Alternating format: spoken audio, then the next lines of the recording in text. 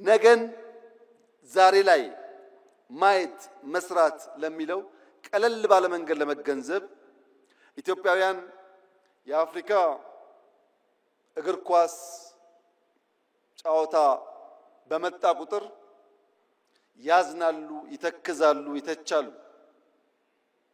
ለምን የኢትዮጵያ ብሔራዊ ቡድን በእንደዚያ ባለው መድረክ ልክ እንደ ሩጫው ስመጥር ስራ ሲሰራ ስለማያዩ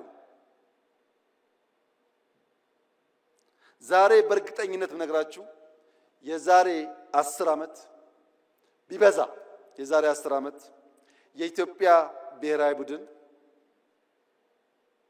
በአፍሪካ ውስጥ አስደናቂ ስራ ሰርቶ እኛም እንደሌሎቹ የምንተክዝ ሳንሆን በአፍሪካ መድረክ በዓለም መድረክ በልጆቻችን የተካነ ብቃት የምንኮራበት ጊዜ ይመጣል።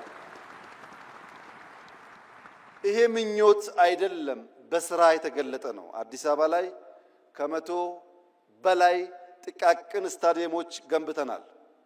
በየሰፈሩ እንደምታዩት። ለምን እሱን ሳትሰራ ቴሌቪዥን እያየ ብትቆጭ ከቁጭት ባሻገር ውጤት ታያትችልም። ፋውንዴሽኑን ብትሰራ ግን ነገ ለውጥ ይመጣል።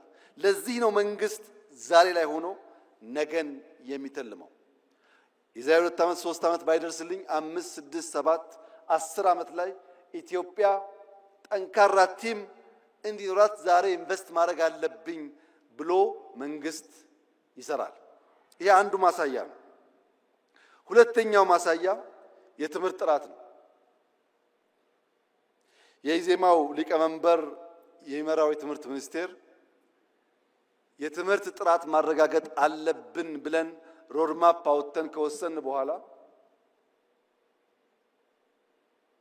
በመጀመሪያው ዓመት በሁለተኛው ዓመት የነበረውን ጩኸት ታውቃላችሁ። በዚህኛው ዓመት ለውጥ መጥቷል። በሚቀጥሉት 2-3 ዓመታት የምንፈልግበት ስንደርስ 15% ገደማ በየትኛውም የትምህርት ገበታ ሊወዳደሩ የሚችሉ ብቃት ያላቸው ኢትዮጵያውያን ከፈጠር ቀድም ያለውን ብልጽግና በምኞት ብቻ ሳይሆን በግልጽ መንገድ እንከውነዋለን ማለት ነው።